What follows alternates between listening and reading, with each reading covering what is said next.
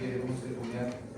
Los que tienen malaria, por ejemplo, hacen las tercianas o las quintanas, ¿no? Que son cada 2 días o 3 días, hace un pico de fiebre y 2 días no hay fiebre. Hacen fiebre, no hay fiebre. Hay fiebre de origen central cuando tienen problemas cerebrales. Y esto lo vamos a ir analizando. Y cómo repercute la fiebre en los órganos y cómo repercute el dolor también en los diferentes órganos.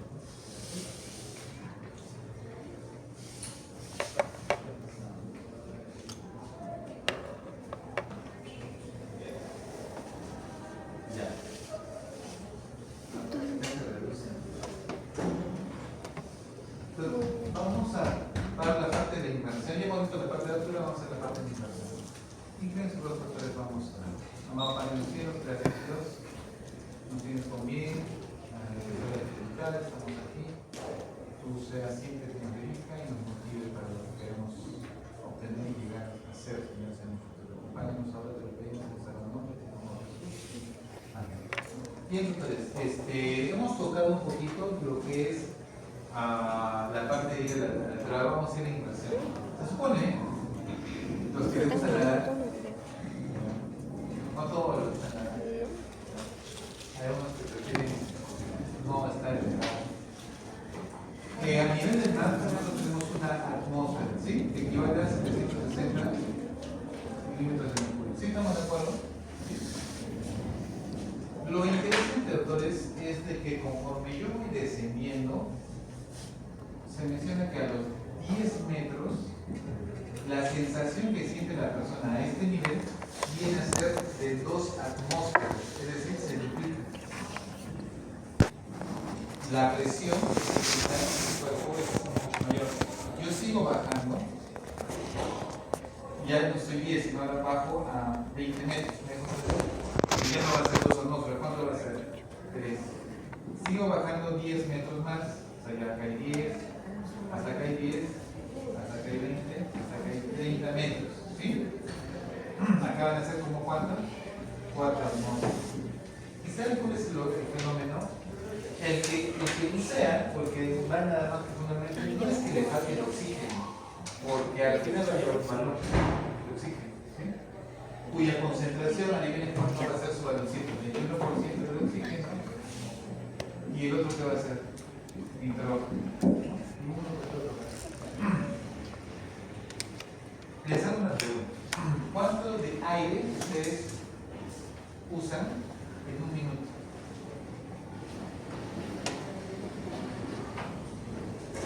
No usan aire. ¿Quieres bien por hoy? Gracias. ¿Cuánto? A ver, nuestro volumen vital, ¿cuánto es? 500 por 500. ¿Cuántas respiraciones hago en un minuto? Promedio. Bueno, va entre 8 y 20, pónganle 12 por lo menos. No puede que ustedes estén hiperventilando, ya 12. Si ustedes hacen 12 respiraciones y cada respiración mueve 500 mililitros, porque es el volumen que da, ¿cuántos litros están usando en un minuto? 6 litros. Las personas que bucean, me dejo entender, conforme van entrando más profundo, ¿cuánto tiempo suele ser el buceo que hace una persona promedio? ¿Quién sabe? ¿Cuánto tiempo pueden permanecer dentro del agua buceando? O sea, en pocas palabras, ¿cuánto tiempo les va a durar su balón de oxígeno? 2 minutos, nada de buceo, ¿no? Entran y... ¿cuánto tiempo les dura su balón de oxígeno? Claro, es que si los que bucean, los que se meten más profundo, se ponen su balón 1 hora, media hora, 20 minutos. Promedio, 20 a 30 minutos. Ya.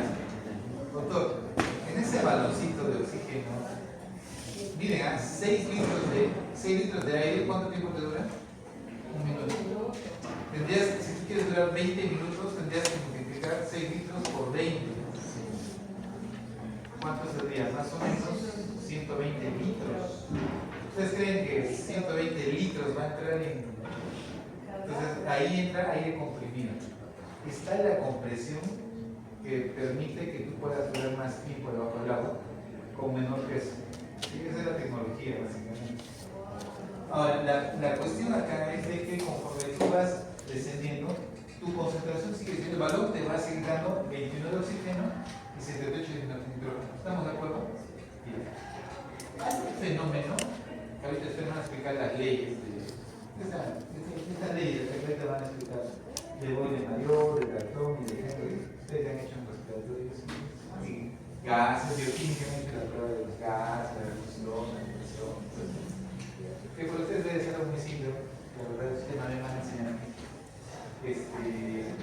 Quiero que analicen el primer concepto. El primer concepto de fisiología. Miren, el alveolo, no sé si les comenté a ustedes, acá viene oxígeno y acá viene nitrógeno. ¿Estamos de acuerdo? Porque aire es lo que llega acá, no es que llegue oxígeno, llega aire. El oxígeno, que es el 22%, va a pasar. ¿Y qué es lo que va a quedar en el alveolo? Nitrógeno. Y gracias al nitrógeno que genera presión a las paredes, es que mi alveolo se mantiene abierto. ¿Me van a entender? Es como que mi alveolo no colapsa porque queda nitrógeno y eso no va a difundir. ¿Estamos de acuerdo? El nitrógeno se queda acá y el nitrógeno hace de que no colapse. ¿Qué pasaría? Escuchen bien lo que digo. ¿Qué pasaría si a esta persona le doy 100% de oxígeno? O sea, no le doy nitrógeno, sino todo es oxígeno. Todo el oxígeno va a pasar. ¿Y qué va a pasar con el alveolo? Va a colapsar. ¿Por qué, doctor? Porque todo el oxígeno de esa presión, ¿qué va a quedar para que haya presión? Nada. Entonces, jamás se debe dar oxígeno total a una persona. Es bien curioso, porque a veces cuando viene un paciente, doctor, no puedo respirar. Ok, yo sé que no puedo respirar, sí, doctor, no puedo respirar. Ya. Ponle oxígeno. ¿Qué tal? Me siento bien. 100%. Y al rato, doctor, otra vez no puedo respirar. ¿Qué creen que pasó? O sea, los mejoraba, porque se siente aliviado por el oxígeno, pero hay un momento en que sus alveolos van a hacer atelectasia. Este fenómeno de colapso se llama atelectasia. Todos los alveolos comienzan a hacerse así. Y el paciente ya no respira. Ya colapsó sus alveolos. Y eso es una de las complicaciones que se suele pasar cuando le metes 100% de oxígeno. ¿Listo? ¿Qué me recuerdo?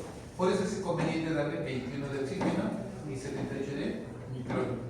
El baloncito que llevan los buceadores no es oxígeno puro, por si acaso.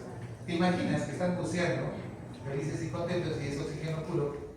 ¿Qué va a pasar con sus alveolos? Colapsa. Y imagínate que colapse tu pulmón abajo del mar. Primer fenómeno, ¿sí?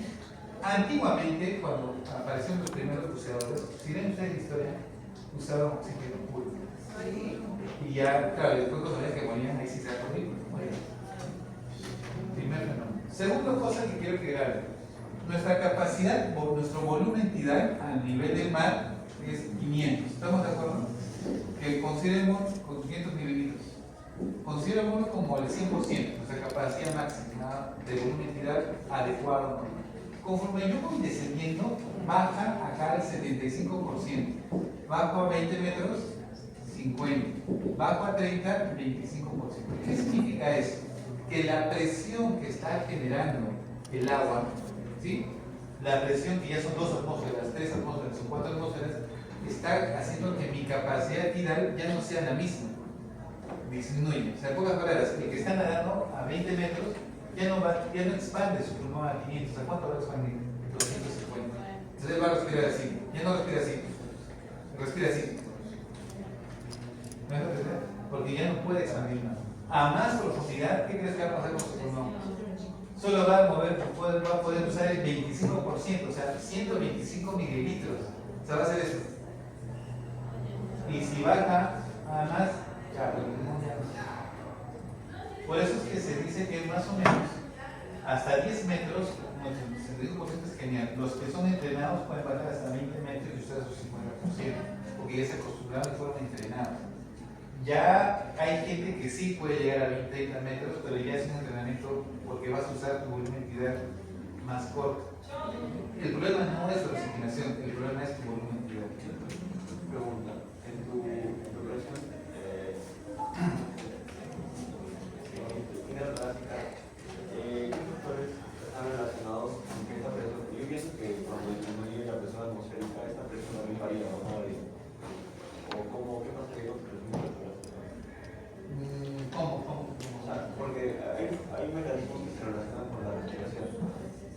y dentro de ellos está la presión intrapleural y la presión intratorácica. O sea, ¿cómo se relacionaría esto en nuestro nivel de presión atmosférica a más profundidad? Es que recuerda que acá estamos hablando de una compresión externa. O sea, acá no estamos hablando de pulso musculaturas. Es como que agarro su tórax y lo comienzo a comprimir. ¿Me va a entender? No es algo interno. No estamos hablando de una presión negativa, nada. Estamos hablando de una presión externa que comprime su capacidad de expansión. Ahora, ¿qué sucede? A ver si vamos a la ley. La ley de Boyle-Mariotte. A ver, alguien levanta la mano emocionado. Ahí está la respuesta, ¿no? Pero va a haber alguien con sus propias palabras que lo quiera decir.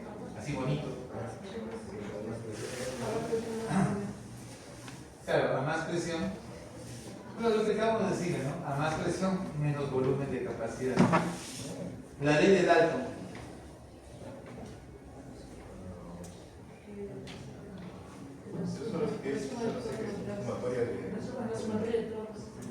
Claro, la sumatoria de los gases obedece de forma individual, o sea, la misma compresión se da de forma individual como la sumatoria de todos, ¿no? Y eso pasa con el oxígeno y el nitrógeno. Ahorita les voy a explicar algo muy curioso. Y la ley de Henry, esta ley de Henry explica por qué es que los usos se mueven. Dice, la solubilidad de los gases en líquidos es directamente proporcional a la presión parcial de gas a nivel de la superficie. A más presión, más capacidad de disolverse y llegar a más tejidos. ¿Sí? Y acá tiene una explicación que quiero que entiendan. Miren, quiere decir que a mayor presión, el oxígeno que está acá va a difundir más rápidamente. O sea, es como que el oxígeno se va a meter más rápidamente y va a difundir a mis tejidos y genial. Pero recuerden que también estás metiendo ¿qué? Nitrógeno. Normalmente el nitrógeno no sale del alveolo, se queda. Pero cuando tú vas bajando a más presión, eso va a hacer de que el nitrógeno sea más fácil de difundir y llegar a los tejidos líquidos. En pocas palabras, va a pasar nitrógeno a tu sangre. No es que te va a pasar algo malo, porque básicamente va a estar ahí. El problema es que ese nitrógeno va a llegar a tus tejidos donde no debió de llegar. ¿Sí? Entonces, sucede que yo estoy nadando como pececito, bajo, 50. Mi cuerpo se está llenando de oxígeno, genial. A lo contrario, no sé si se dan cuenta, a más yo baje, mi cuerpo se adapta y puede usar mejor el oxígeno, porque va a difundir a mis tejidos, a mi cerebro, a mi corazón. El problema no es el oxígeno. A diferencia de la altura, ¿cuál es el problema? El oxígeno. Acá en el museo no es el problema el oxígeno, el problema es la capacidad de volumen tirante. O sea, se va comprimiendo y no te permite respirar. Entonces, conforme yo voy bajando, voy ascendiendo, tú tienes oxígeno, pero también el nitrógeno se va a difundir. ¿Sí? Sucede, doctores, que si yo estoy nadando a 20 metros o a 30 metros, se me ocurre ascender rápidamente, el oxígeno no hay problema porque va a difundir, pero el nitrógeno se va a quedar en mi cuerpo. Y cuando el nitrógeno salga, es como que el nitrógeno se va a expandir y va a generar émbolos. Y eso va a ser émbolos cerebrales, pulmonares, cardíacos y causar problemas. ¿Sí? Por eso se llama el fenómeno de descompresión rápida. Cuando los usos hacen descompresión rápida, pueden morir. ¿Sí? Puede ser ataque, un infarto al corazón, una tromboembolia pulmonar y pueden fallecer. Bien, vamos. Entonces, doctores, ¿qué es lo que quiero que entendamos? Lo siguiente. ¿Qué pasaría? Ahora escuchen muy bien lo que les voy a decir. ¿Qué pasaría si yo desciendo? ¿Sí? Ya descendí a 30, mi pulmón está comprimido y con el momento voy a adaptarme a respirar 125. ¿Sí? Ya respiro 125. ¿Listo? 125. Cuando voy a ascender, ¿debo ascender en inspiración o expiración?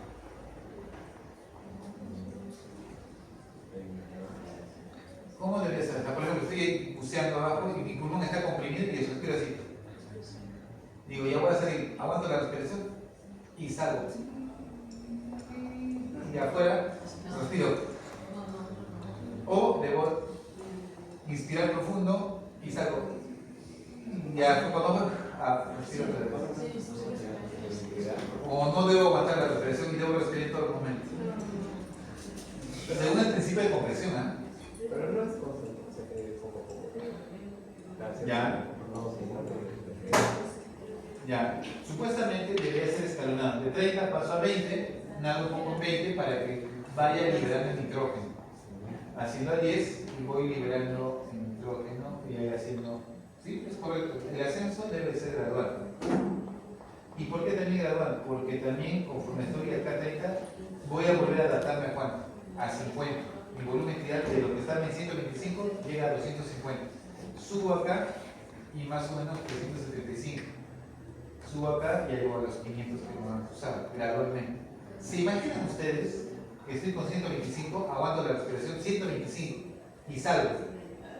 Y llego acá arriba y hago mi respiración. ¿Cuánto va a entrar de forma brusca? 500 de golpe, así, como que.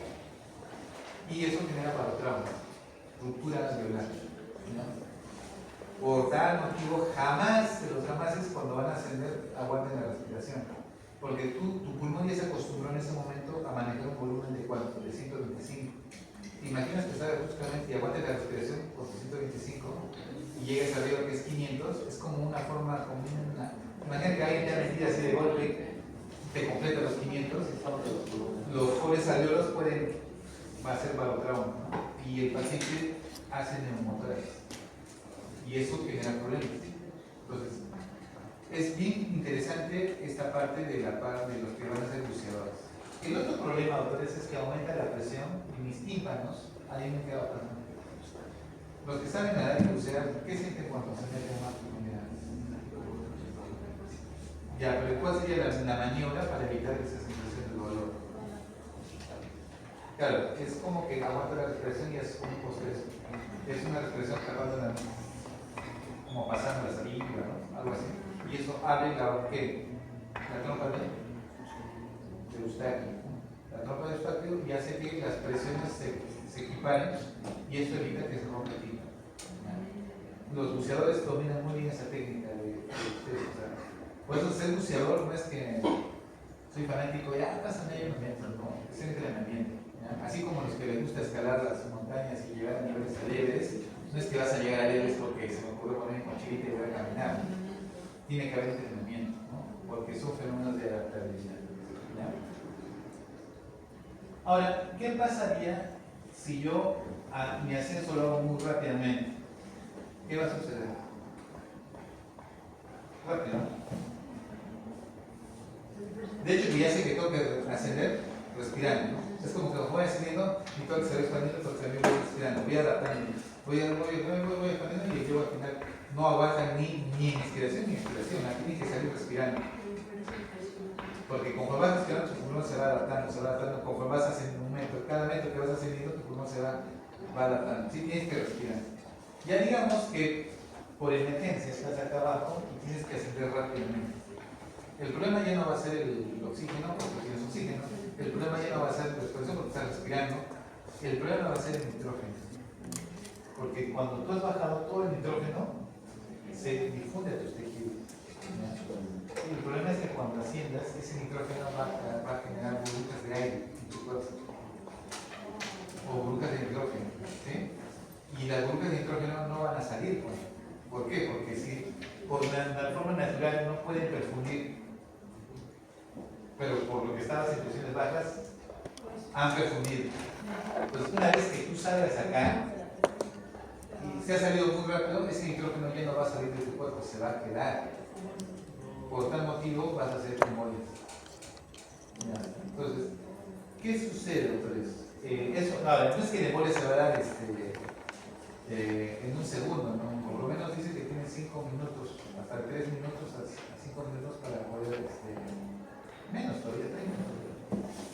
Entonces, ahí van a ver, busquen videos que se llaman cámaras de descompresión. Entonces, los buzos salen rápidamente, se quitan todo su traje y los meten en una cámara de hiperbárica. Y en esa cámara los meten y les ponen la presión que estaban aquí, por lo menos. ¿Listo? y es como que o sea, salen rápidamente, los meten a la cámara hiperbárica y le regresan a esa presión. ¿Para qué? Para que poco a poco les vayan quitando ¿qué?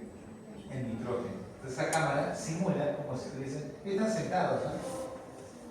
Y la cámara va descomprimiendo los asientos y van liberando el nitrógeno. ¿Sí? Esas cámaras les salvan la vida a ellos. Por eso es que ahora ya todo centro de buceo debe tener sus cámaras hiperbáricas. Bien, ¿por qué les menciono esto? Pues porque actualmente existe lo que se llama la oxigenoterapia hiperbárica. Primera lección aprendida: el aumento de la presión genera mejor oxigenación de los tejidos. No sé, ¿sí? ¿Se han dado cuenta? O sea, cuando estás debajo del mar, era más fácil que el oxígeno llegue a todo el cuerpo. Entonces, a alguien se le ocurrió: ¿y qué pasa si a las personas que tienen pie diabético o tienen un tejido de piel que está necrosando, no está cicatrizando bien, los metemos en cámaras hiperbáricas? Se supone que el oxígeno va a llegar mejor a los tejidos y ellos van a cicatrizar mejor y se van a curar.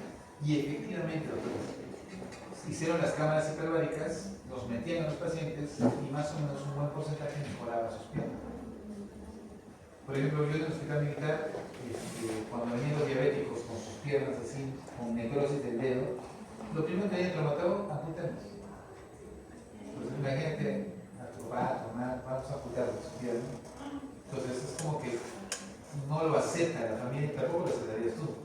Tú dirías, no habrá otras opciones, quiero ver si puedo salvar su pierna. Entonces ahí aparecieron las famosas cámaras hiperbáricas y los llevaban a sus familiares a las cámaras hiperbáricas en sesiones durante semanas, y se ha demostrado que no todos, pero más o menos más del 50% había ciertas mejorías y no llegaban a la amputación. Llegaban a sacar algunos deditos, pero había regeneración de tejido. Entonces, ¿qué significa eso? Que la cámara hiperbárica mejoraba la oxigenación de tejidos y eso mejoraba su cicatrización. Entonces, ya es parte de la terapéutica actualmente usar las cámaras hiperbáricas. Pero hay un 40% que no funciona, así es que ahí sí tenemos que amputar. Y siempre la amputación es supracondile, ¿no? Encima de la rodilla. Entonces, doctores, es una de las terapéuticas, ¿no? Si a ustedes les pasa y se valora el paciente, se puede optar por esa propuesta, ¿ya? Entonces, mecanismo de acción: aumenta hasta 23 veces el oxígeno disuelto libre en sangre, no unido a hemoglobina. En pocas palabras, la presión de oxígeno puede superar hasta los 2000 milímetros de mercurio. Lo normal es que tenga 100, 120. ¿Ya? Miren, puedes llegar a tener presión de oxígeno de 2000 milímetros de mercurio. Ya te enterarán cómo ese oxígeno se mete por todo lado. Con esa presión, difunde, pero hasta donde no debe llegar. Lo mismo le pasa al nitrógeno. ¿Ya? Por eso es que el nitrógeno también se mete por todo lado.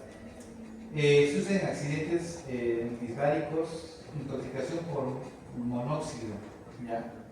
Se ha visto que cuando una persona ha sido intoxicada por monóxido y le metes en cámaras hiperbáricas, ayudas a eliminar más rápidamente el monóxido. ¿Ya? Infecciones necrotizantes como las que tienen los pie diabéticos, lesiones radioinducidas como los que hacen radioterapias, ¿no? Y retardos de cicatrización también ayudan las cámaras hiperbáricas. En conclusión, doctores, nuestro cuerpo en realidad no fue diseñado para estar ni en grandes alturas ni debajo del mar, pero para que vean cómo nuestro organismo puede ser adaptado, ¿ya? Con entrenamiento y llevándolos al límite, podemos llegar a ocupar espacios a nivel de altura o a nivel de mar, ¿ya? Esto más o menos quería explicarles un poquito con respecto a la parte de la inmersión. Ahora, si vamos a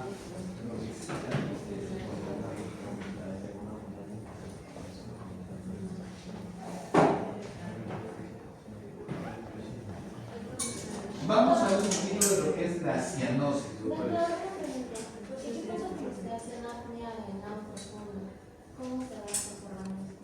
Apnea. Pero si es apnea, no ingresa oxígeno. Pero hacen nada profundo hasta bajos metros del agua.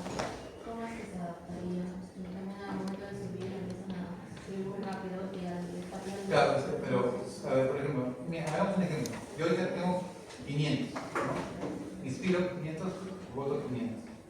Se supone que si agotar 500, quiere decir que he bajado mi capacidad torácica, pero he disminuido, porque he votado los 500. Entonces, imagínate, si tú vas a descender, tendrías que descender, si que va a ser rápido, en expiración, para tener que haber votado todo.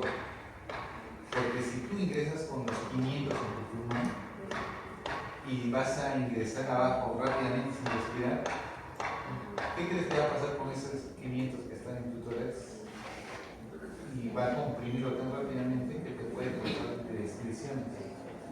Entonces, no es lo más adecuado, aparte de rápido. Ahí tendría que haber un súper entrenamiento, pero tendría que ser no en inspiración, tendría que ser en expiración.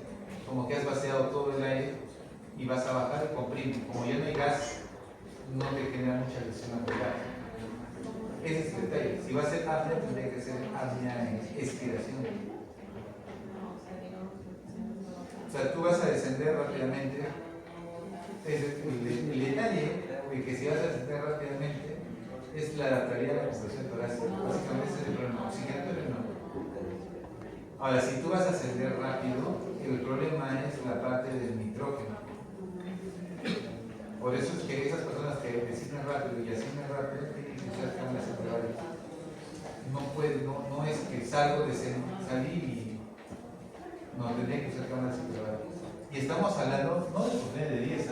Que tú nades a 5 metros, que nades a 9 metros, no causa mucho problema. Entonces, cuando nadas más de 20 metros. Ahora, ¿a qué buceo? No sé a qué nivel. ¿Tú has escuchado de ese buceo rápido? No he escuchado mucho, pero me imagino de ese buceo no tan profundo, ¿o sí?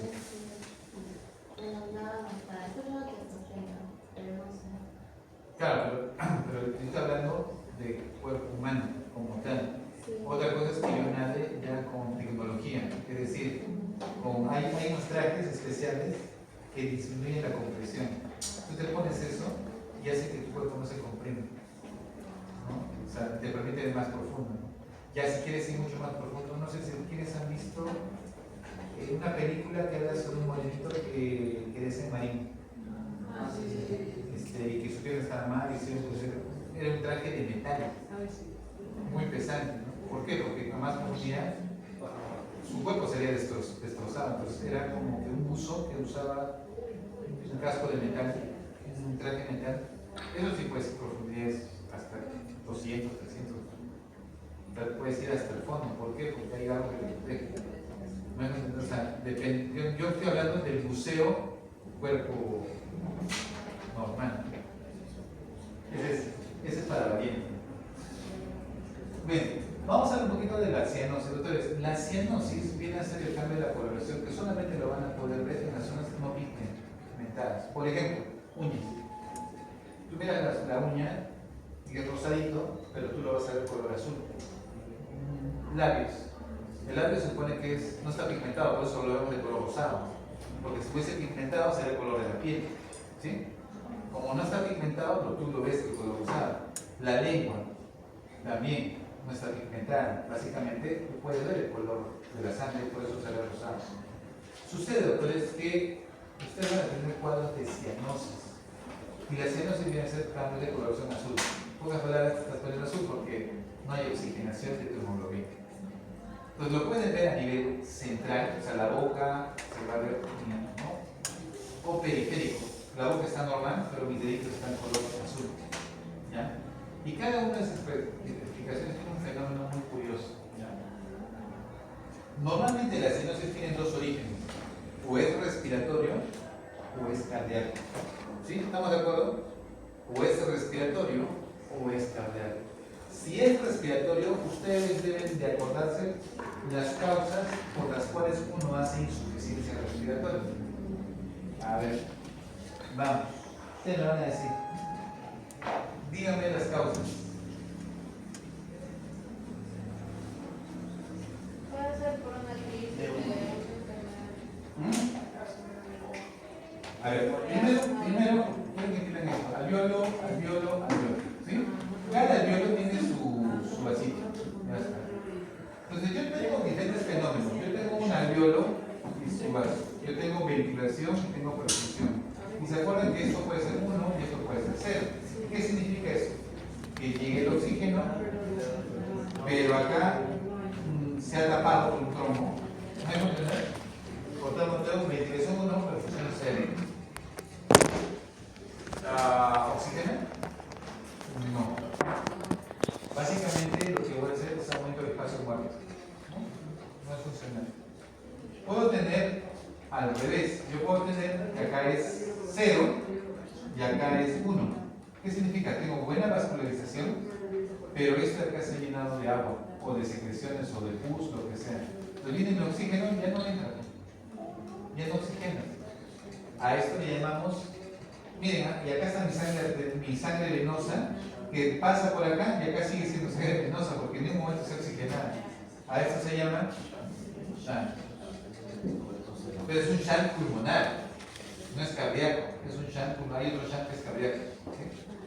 Entonces, doctor, ¿por qué me está enseñando esto? Porque hay fenómenos muy curiosos que va a ser el pulmón. El pulmón es muy sabio y les hago hincapié. Esto de acá puede ser agua, lo que llamamos congestión pulmonar. Esto puede ser detritus o pus o filtración, que lo van a ver en neumonía. ¿Listo? Una bacteria se ha metido, pus, filtración. Y otra causa puede ser que solo sea inflamación, se ha inflamado mi pulmón y eso se llama síndrome de distrés respiratorio agudo, o el famoso SARS, ¿no? A ver, les planteo lo siguiente. ¿Qué pasaría si le doy a un paciente así? Doctor, no puedo respirar. Lo ves cianótico, estás hipóxico, saturando 80. Mira así, pues no puedo respirar. Tú agarras tu máscara de oxígeno, con alto oxígeno y le pones y sigue estando en 80. ¿Con qué se están enfrentando? Doctor, si yo le meto oxígeno, miren, si está con agua, con secreción o está inflamado y le meto oxígeno, ¿logrará llegar? No. Le meto 1 litro, 2 litros, 20 litros de oxígeno, ¿logrará funcionar? No. Porque lo que estás enfrentando, ¿qué es? Un shunt. ¿Sí? Lo que estás enfrentando es un shunt. Pues tú dirás, doctor, no funciona, le metí oxígeno y sigue saturando 80. ¿Qué te está diciendo? Que tiene un shunt. ¿Estamos de acuerdo? Shunt. Si el shunt es por agua, fácil. Le pongo furosemida, le quito el agua, se limpia los alveolos y el paciente respira. Eso sería lo más ideal, lo más fácil. Pero lo que pasa es que es una neumonía que está con pus y secreción. Ahí no las va a meter diurético, ¿no? Hay que tener que limpiar el pulmón, limpiar, sacar la secreción. Pero tampoco lo vas a poder porque no existe un micro limpiador de alveolos. No existe eso. Por tal motivo tendrías que darle antibiótico hasta que se vaya limpiando el alveolo y el paciente pueda respirar. ¿Me hago entender? Pero doctor, si es una neumonía masiva de todo el pulmón, el paciente se va a morir porque está saturando 80 y no puedo respirar. ¿Qué vamos a hacer ahí? No. Le ponemos en una máquina un ventilador mecánico. Porque el ventilador, ¿sabes qué va a hacer? Le va a meter el aire, el oxígeno, la tal presión que viene y esto se va a abrir por la presión. Eso es lo que hace el ventilador. Doctor, ¿y si es un síndrome de distrés respiratorio agudo? O sea, se ha inflamado mi pulmón, no es una infección, se ha inflamado, lo que decía el COVID. ¿Se acuerdan del COVID? El COVID inflamaba el pulmón y se llenaba todo el alveolo. Tú le ponías oxígeno, pero no funciona, no puedo respirar, doctor, me siento mal. Si no había ventiladores mecánicos, ¿qué pasaba con la persona? Moría. ¿Por qué, doctor? Porque si está todo cerrado, ¿cómo va a respirar? Así le metas el oxígeno que quiere. Por eso es que los pacientes con COVID morían. Y uno de los, por eso es que exigían ventiladores mecánicos, porque era como la última chance de que podían salvarse. ¿Estamos de acuerdo? Esa era la situación que sucedió en el COVID. Ya. ¿Por qué les explico esto?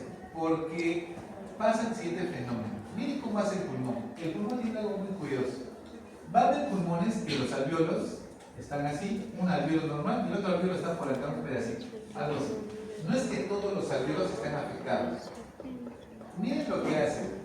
El oxígeno, escuchen muy bien lo que voy a decir, el oxígeno tiene una peculiaridad. El oxígeno, el tejido que está bien oxigenado, a nivel alveolar, lo que va a hacer es vasodilatación. Y en las zonas que están comprometidas los alvéolos va a generar vasoconstricción. ¿Qué significa?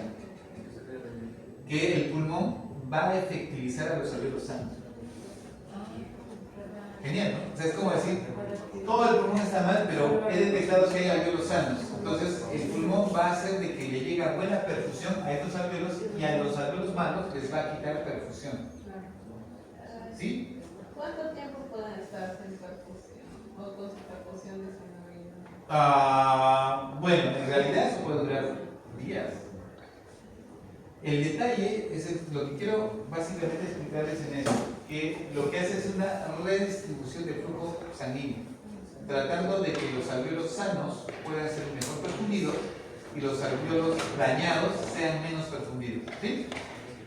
Ahora viene una pregunta que ustedes tienen que razonar.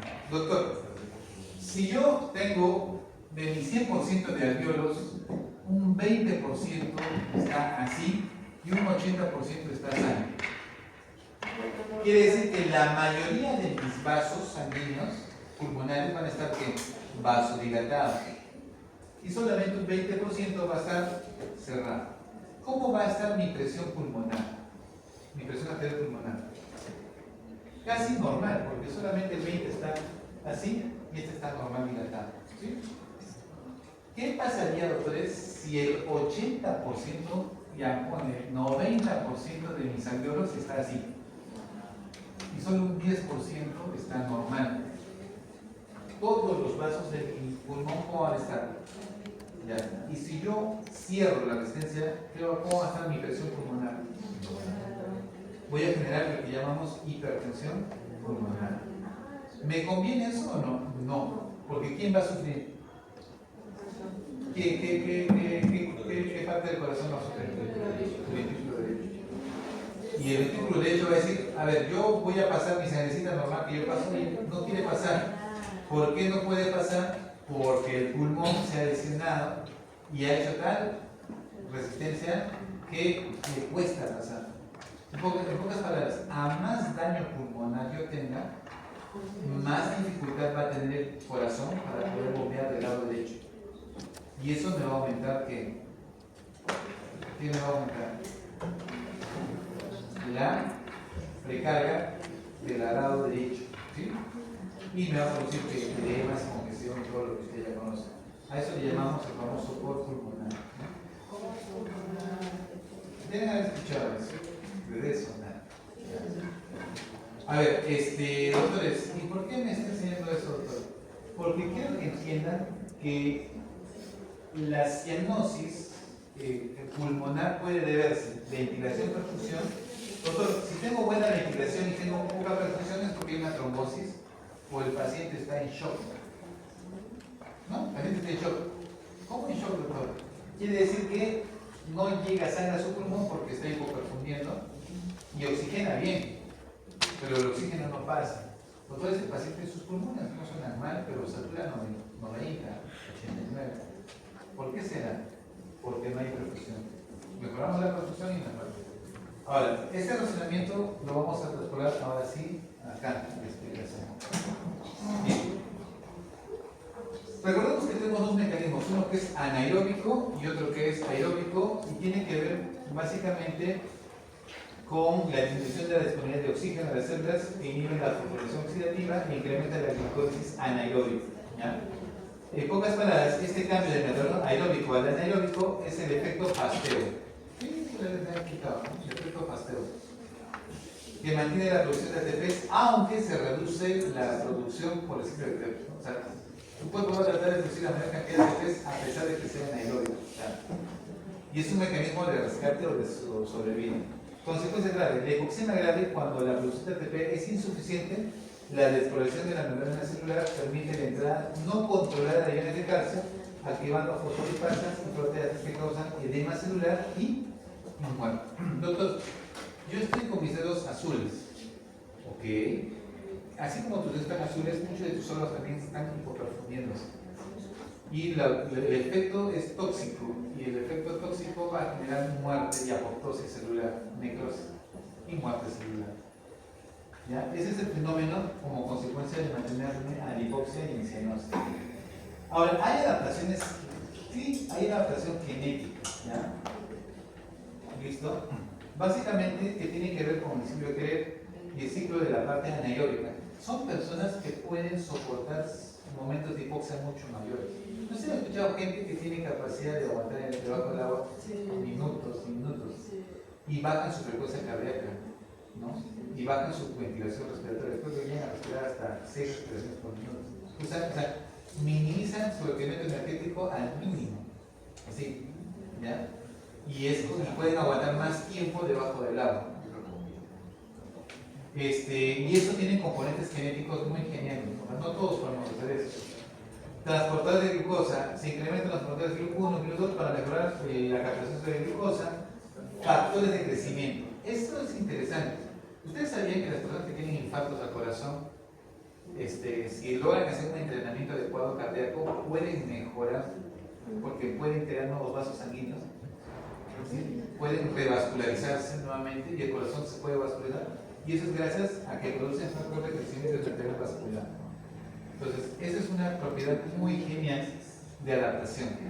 Entonces, adivinen qué es lo que hacen la gente que vive, que tiene hipoxia. O sea, por ejemplo, yo tengo fibrosis pulmonar. Mi pulmón ya no capta muy bien el oxígeno, pero ese poco oxígeno, ¿qué va a hacer en mí? Que produzca más que proyectina, y voy a tener más glóbulos rojos, a pesar que no viva en la altura. ¿Sí? ¿Estamos de acuerdo? Y adivinen qué va a pasar. Va a generar mayor vascularización. Y es por eso que estas personas comienzan a tener más perfusión a pesar que no tienen menos parénquima. ¿Sí? Entonces tratan de compensar sus mecanismos de déficit. Y el otro es el factor básicamente inducible por hipoxia, que es el famoso HIF1, que regula la expresión de estas proteínas claves cuando estoy sometido a hipoxia. O sea, cuando tú estás sometido a hipoxia, se activa este factor inducible por hipoxia. Y esto me va a ayudar justamente a obtener estos de acá, estos beneficios. Este es el mecanismo del HIF1. Básicamente, objetivo, mejorar mi rendimiento ante el hipoxia. En la anterior diapositiva, lo que mencionaba acerca de cuando las personas tienen algún problema con una hipoxia crónica o algo así, ¿qué pasaba o qué se podía hacer con los factores de crecimiento? O sea, ¿qué se recomendaba? Y yo tengo un familiar que vive en Chalura, tiene problemas, empezó a tener problemas al médico y le recomendaron que se cambie. Él está ahorita, él trabaja sin vivir y le dijeron que tienes que irte a un lugar de 1000 a 2000 metros o menos para poder recuperarlo si quieres volver a trabajar, pero no entendía por qué se tiene que cambiar de un lugar a otro. O sea, me pareció genial la explicación de que se incrementaba, va a incrementar la hemoglobina. Por favor, si van a estudiar, pueden ir a Francia. ¿Sí? Yo, la verdad, estoy tratando de escuchar, pero también están haciendo bullas. Si van a estudiar, tienen toda la población. Yo no voy a decir nada, vayan afuera, siéntense en la grada y ahí van a estudiar. ¿Para qué se quedan? No tiene sentido. Tienen todo el derecho de eso. Ya, sí, ahora. Ya, se incrementaba la hemoglobina, entonces por ende él tendría una mejor oxigenación. Claro, es que la adaptabilidad a la altura, doctores, siempre es por biología. ¿Sí? Doctor, yo soy fibrótico, a pesar de que no estoy en altura, como mi cuerpo está acostumbrado a la hipoxia, que es como que estuvieses en la altura y vas a generar por biología. Ahora, la vascularización significa, ante la hipoxia, tus tejidos, corazón, pulmón, necesitan oxigenarse. Tienes dos opciones: o aumento los glóbulos rojos o aumento la cantidad de vasos sanguíneos que llegan a ese órgano. Entonces, los dos fenómenos se van a dar, ¿ya? Y eso pasa con el tiempo. Eso se llama, por eso es que el factor de crecimiento en la arteria vascular va a crear nuevos vasitos. Y eso se da con el tiempo. O sea, eso es parte de la adaptabilidad, ¿ya? Y ustedes también pueden hacer eso. Por ejemplo, los que hacen el deporte, ejercicio, natación, todo eso, si ustedes hacen un screening, una angiografía para ver cómo están sus vasos sanguíneos, su corazón, y háganlo después del entrenamiento de un año, digamos, van a darse cuenta que su corazón está más vascularizado. O sea, lo mismo pasa con la parte muscular, se vasculariza mejor. ¿Sí? ¿Estamos de acuerdo? O sea, ¿Por qué? Porque te sometes a hipoxia. No el hecho que yo voy a correr 30 minutos y bueno, nunca es hipoxia porque he corrido suavecito, trotado. Eso no, porque estamos hablando de fenómenos en los cuales tú llegas a agotamiento. Esa sensación como que tú sigues corriendo y sientes como que tu corazón te palpita porque estás superando obstáculos, ¿no? Ahí tu cuerpo hace ese fenómeno de adaptabilidad, genera más. Lo que ustedes le llaman en el gimnasio al fallo. Por eso es que van a ver que la gente que llega al fallo aumenta su masa muscular, pero no solamente la masa muscular, también aumenta las venas, aumenta toda tu parte vascular. No se ve tan estético, ¿no? En los brazos sanguíneos, pero ya. La idea es que sea lo más fisiológico posible. Bien. Doctores, esto es lo que les explicaba, la respuesta vascular a la hipoxia. Hay una vasodilatación sistémica, pero también hay una vasoconstricción pulmonar. Y esto quería que lo entiendan porque en las células del mismo músculo liso vascular pulmonar, la inhibición de los conductos de potasio causa desprogresión, activando los canales de calcio que inducen a contracción. En pocas palabras, ese fenómeno de hipoxia va a hacer que esta zona del pulmón, los alvéolos, segreten calcio a nivel vascular y alineen vasoconstricción. Ese es el fenómeno ante la hipoxia, ¿ya? Pero también se ha visto que esto desvía la sangre de áreas mal ventiladas hacia porciones mejor ventiladas. Y esta sangre justamente va a ir a esta parte de los alvéolos. Entonces, efectivizamos al pulmón. Y eso es genial, ¿eh? O sea, es un sistema muy bueno, muy bueno.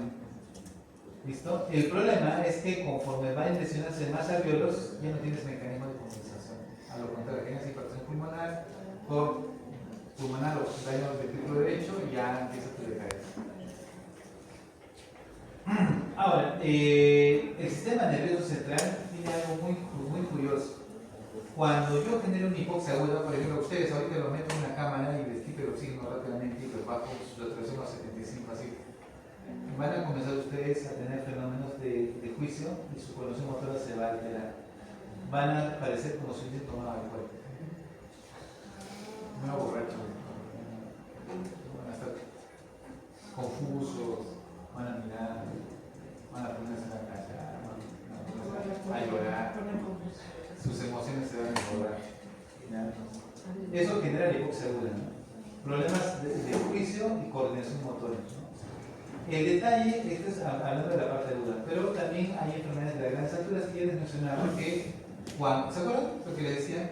Cuando tu nivel de oxígeno baja, tu cerebro genera vasodilatación. Conforme tú hiperventilas y botas el CO2, tu cerebro hace vasoconstricción. Y eso mejora la cefalea. ¿Ya? Por eso hiperventilamos. Para bajar el CO2 y vencer al oxígeno que estaba generando vasodilatación para mejorar el. Pero imagínense que yo tengo EPOC. ¿Sí? Yo tengo EPOC. Y mi EPOC, ¿qué va a hacer? Que yo tenga CO2. Y baja mi oxígeno. Pregunta, al bajar mi oxígeno, ¿qué va a pasar con mi cerebro? Vasodilatación.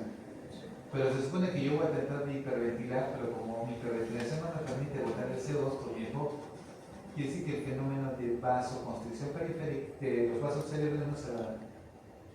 No sé si me dejan entender. Vuelvo a repetir. La disminución del oxígeno genera vasodilatación de los vasos cerebrales. Eso aumenta la presión intracerebral porque aumenta el flujo cerebral, ¿sí? Y eso genera cefalea. Pero hay un mecanismo que arregla eso, que es la hiperventilación, que baja el CO2 y el CO2 va a hacer que haga vasoconstricción y compensa esa sensación. Entonces, una persona con EPOC va a tener que hiperventilar con tiempo. Le va a costar, porque es bien difícil que alguien que tiene EPOC pueda botar su CO2, porque ya está acostumbrado a tener CO2. Entonces, por tal motivo no tiene ese mecanismo compensador. ¿Sí?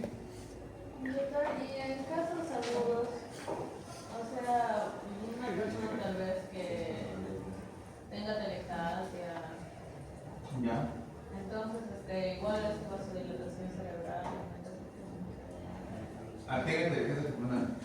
Ya, si tiene telectasia, de hecho que no va a haber oxigenación, va a bajar la oxigenación y eso genera hipoxia.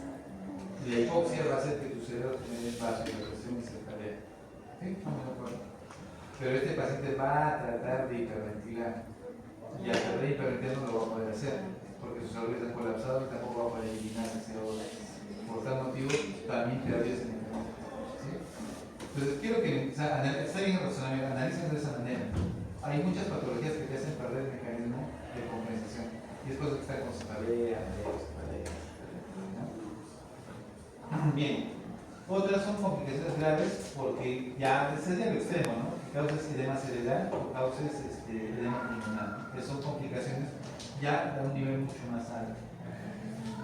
¿Qué puede causar hipoxia? Básicamente estimulación de alto reflejo de los estímulos receptores alterados, venoconstricción, vasoconstricción arterial sistémica o incremento de la contracción muscular. Hay muchos factores que pueden conducir a hipoxia. Vamos a ver, la parte respiratoria creo que ya está claro que el problema de ventilación-perfusión sí me puede generar problemas. La hipoventilación que me va a retener el CO2 también me va a generar problemas, porque significa que no puedo eliminar el CO2. Y si no puedo eliminar el CO2, porque el problema puede ser central o muscular, o sea, no puedo. ¿Ya? Y por último, el SHAM. Ustedes pueden ver y lo han analizado, que es otro mecanismo por el cual yo puedo hacer hipoxia. Es interesante, doctores, pero más o menos cuando ustedes vayan a 300 metros y se saturen, su saturación por lo menos va a estar en 90%, que equivale a 60 milímetros de mercurio de presión de oxígeno. Pero conforme yo voy subiendo, vean, la presión desciende mucho más y por tal motivo mi capacidad de oxigenación es menor. ¿No? A más altura, menor oxigenación y mayor hipoxia. Ahora, cardíaco, doctores, eso sí, existen las comunicaciones derecha-izquierda, ¿sí? Que le va a dar los shunt cardiogénicos. Uno de ellos es la tetralogía de Fallot, ustedes ya lo saben. ¿Qué es la tetralogía de Fallot? Ya, tiene acabamiento, comunicación ventricular, hipertrofia ventricular, hipertensión pulmonar. Y ahora, en realidad a la tetralogía también le he agregado más cosas. Bueno, había que ver si no. Lo otro es la transfusión de grandes vasos. Yo tuve la oportunidad ya de ver hasta ahorita en mi vida 4 casos de transfusión de grandes vasos. Es bien curioso. Tomas la radiografía y el corazón esté en esa posición, el corazón está a este lado. La aorta, en vez que sigue este ramo, la aorta sale por este lado. ¿Ves? Sí, al revés, todo abajo. ¿Ya? Y ellos hacen muchas veces anomalías congénitas que generan cianosis. ¿Ya? Y las comunicaciones cardíacas que ya hemos visto. La anemia, doctores, también genera hipoxia. ¿Ya? Tengan mucho cuidado, pero la anemia genera hipoxia porque al no haber glóbulos rojos ni hemoglobina, no transporta el oxígeno. Por lo tanto, es otra de las complicaciones que le puede dar cianosis. El otro es el monóxido de carbono. Tengan mucho cuidado porque el monóxido de carbono es tóxico y la gente muere por monóxido de carbono. ¿Sí?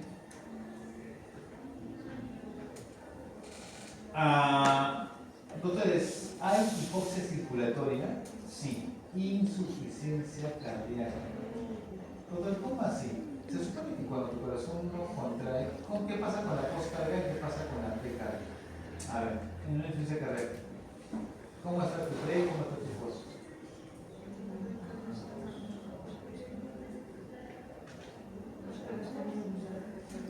El corazón no funciona, no se contrae.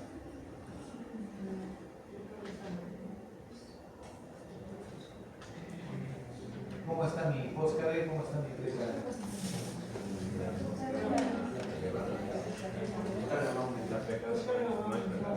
Y la precardia.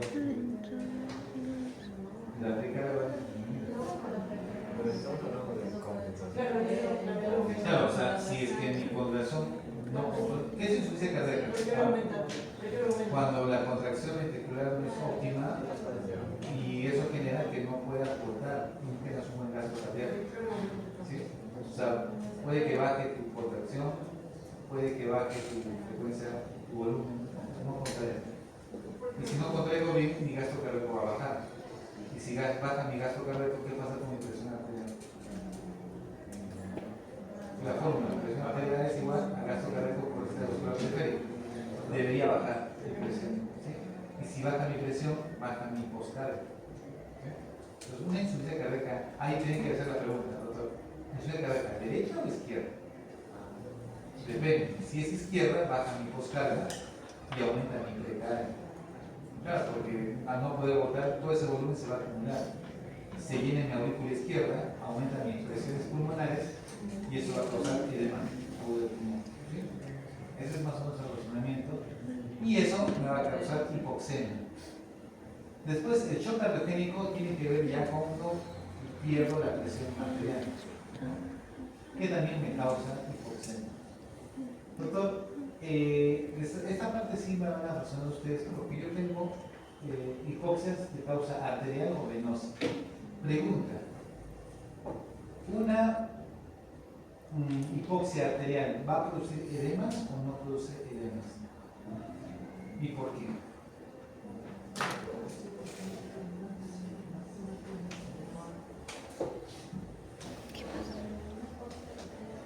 Ustedes cuando ven una hipoxia, acá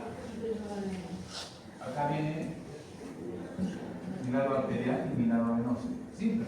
¿Cuándo yo produzco edema? Cuando quiero líquido a nivel intersticial. Si yo tengo una obstrucción arterial, ¿hay presión hidrostática? No, porque se obstruye. Y como no llega sangre, toda esa parte se pone cianótica.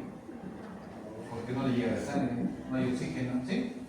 Como no hay presión, filtra el agua. No, porque está tapada mi arteria. Ahora, si no filtra nada, regresa el agua, tampoco, porque no hay. Por tanto, aquí no habrá edemas. No. ¿Okay? Pero si fuese venoso, si hay una presión que viene, filtra. Si hay una presión cortical que regresa, pero acá se estanca. Por tal motivo, hay un retorno y al final, ¿qué me produce? Lo que quiero que entiendan es lo siguiente: cuando ustedes tengan una cianosis arterial, doctores, no hay edemas, a lo contrario, se pone un color azul y el dedo comienza a, no a derretirse, sino a momificarse, es como que comienza a secarse, y necrosis.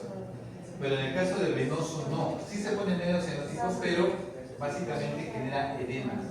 ¿Ya? Entonces, se podría decir que la podría con una obstrucción del hueso. Generar hipertensión donde, no, pero si no pasa sangre. Pero si no pasa la sangre, ¿a dónde se iría? No, pues así, o sea, hablando, por ejemplo, imagínense que mi dedo ahorita se obstruye por acá mi arteria, este dedo, no le llega sangre a mi dedo se va a poner de color azul, cianótico, pero no va a haber edema, porque mi obstrucción es arterial, y es indicación de intervenir rápidamente, porque si está obstruido tengo que destaparlo, tengo que hacer algo para que se abra porque se va a morir de edema. Por tal motivo, ahí entra el cirujano vascular, se llama centros cardiovasculares. Ya entran y tratan de liberar o tratan de dilatar ese vaso que necesitan mejorar. ¿Sí? Entonces, si hay maniobras que se pueden hacer para rescatar. Pero si es venoso, el problema no es que no llegue sangre a tu dedo, sí le llega. El problema es que no puede retornar la sangre y se dematiza. Y te genera una cianosis no tan marcada, pero se ve un azulito, pero no es tan marcado a diferencia del arterial, que ahí sí te quitó toda la sangre. Entonces, no se confunden, ¿ya? Cuando tengan una trombosis arterial no hay edemas, y cuando tengan una trombosis venosa hay edemas, ¿ya?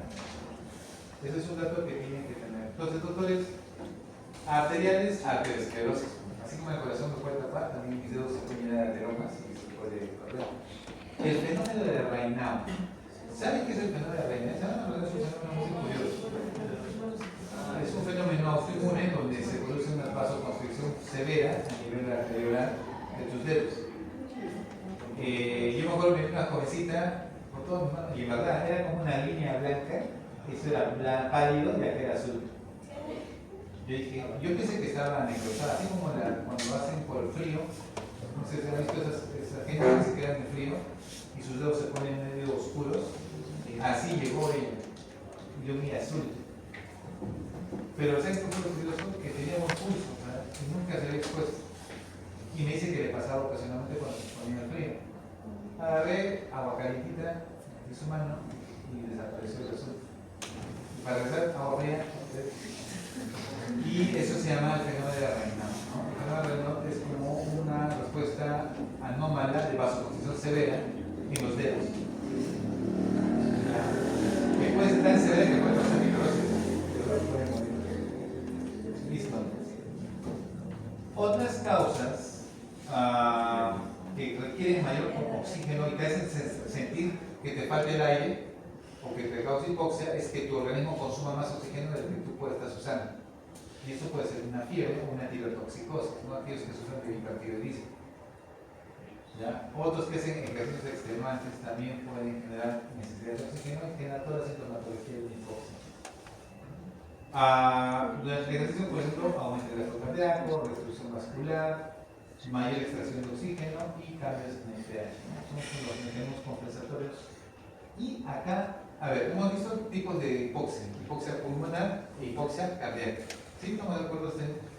Pero también hay hipoxia metabólica, donde yo anulo a la mitocondria para oxidar el oxígeno. No uso la vía oxidativa de la parte respiratoria mitocondrial, lo anulo. Y adivinen quién lo anula: el cianuro.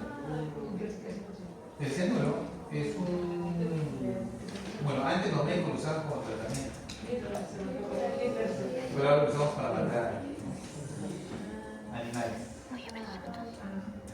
Ya, sacrificar, ¿no? Solo que es una muerte no agradable porque tú le pones cianuro, la persona está ahí y después siente la sensación que ya no puede respirar y muere por hipoxia. No era por él, pero sí decían para matarlo. O sea, por ejemplo, había perritos en la calle, pues tiraban cianuro y aparecían muertos, ¿no? ¿Saben que el cianuro, por ejemplo, no tiene olor, no tiene sabor y no pinta la superficie? Y con mínimas dosis la gente puede morir. Entonces, como por ejemplo yo agarro y su compañero, ¿qué estás haciendo? Ahí está tu cuaderno, y yo agarro y lo echo cianuro.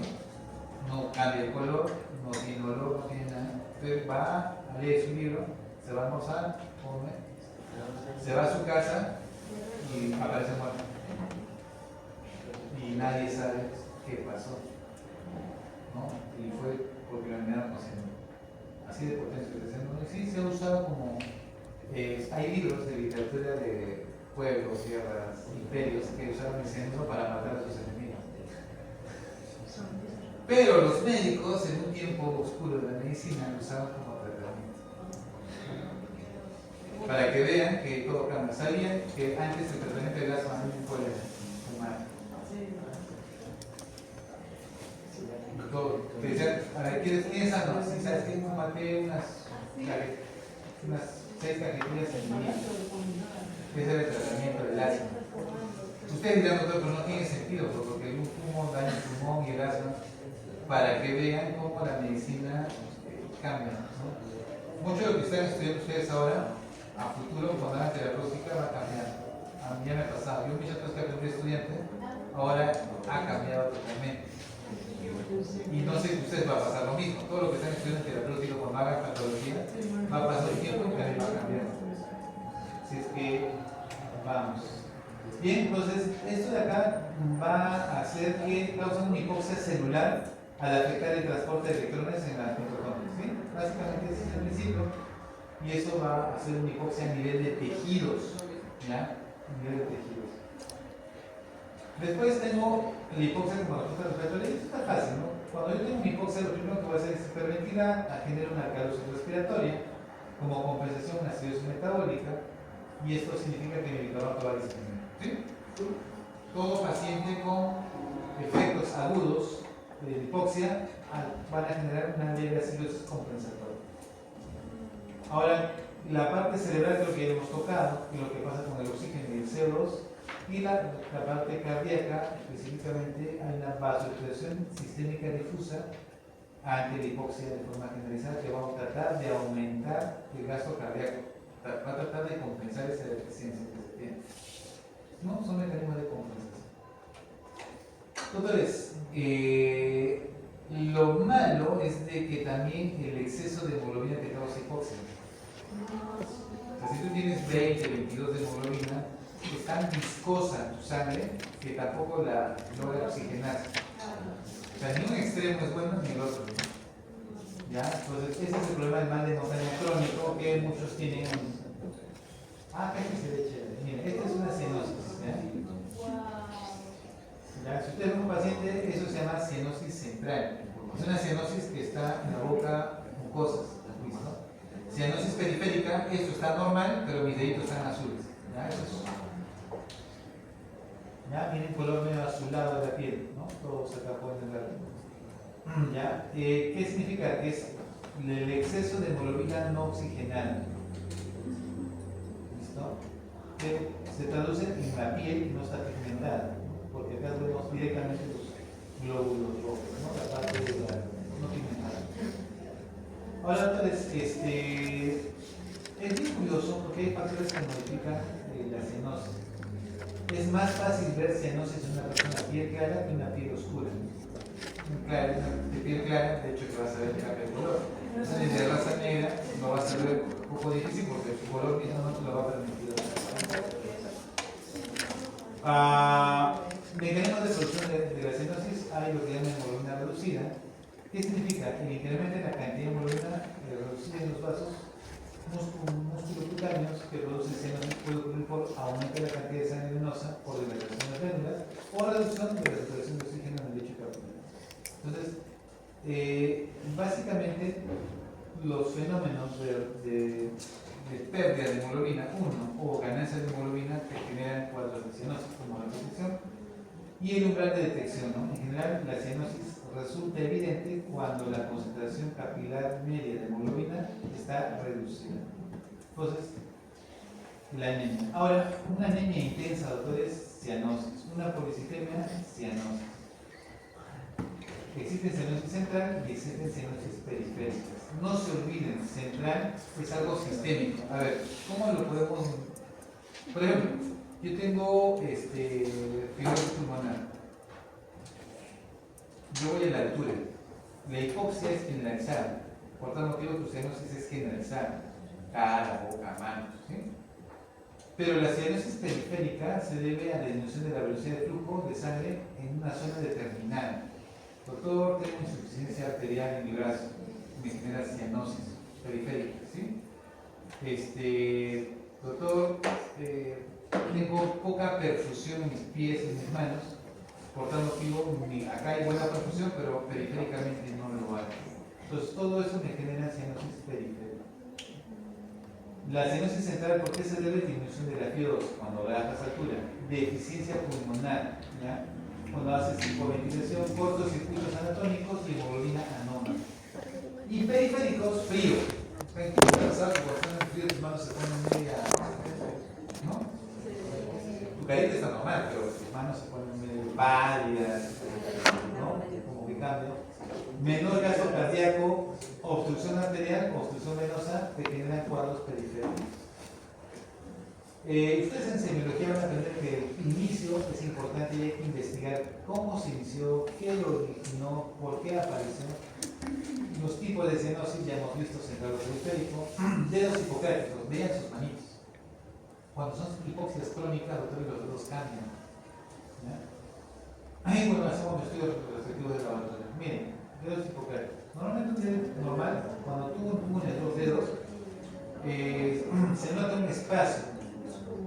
En el chunguial, acá, se nota un espacio entre los dedos. Pero cuando ya tienes un dedo hipocrático o un dedo acrofágico, desaparece este lecho y se une y se hace como una B. Más tiempo dura tu hipoxia, tus dedos comienzan a aumentar de volumen, como le llaman los dedos de palillo de tambor. Y otros más hipoxia, más marcado, ¿no? Entonces, cuando ustedes vean a una persona que tiene esos dedos, lo primero que va a surgir en ustedes es una persona que vive con hipoxia crónica. Ya se adaptó. ¿Quiénes son? Los fibróticos. Los fibróticos. Entonces, este tipo se caracteriza justamente porque a nivel superior del hueso hay menor irrigación, menor oxigenación y comienza a haber fenómenos que te generan ese tipo de presentación. Bien, entonces terminamos aquí. Vamos a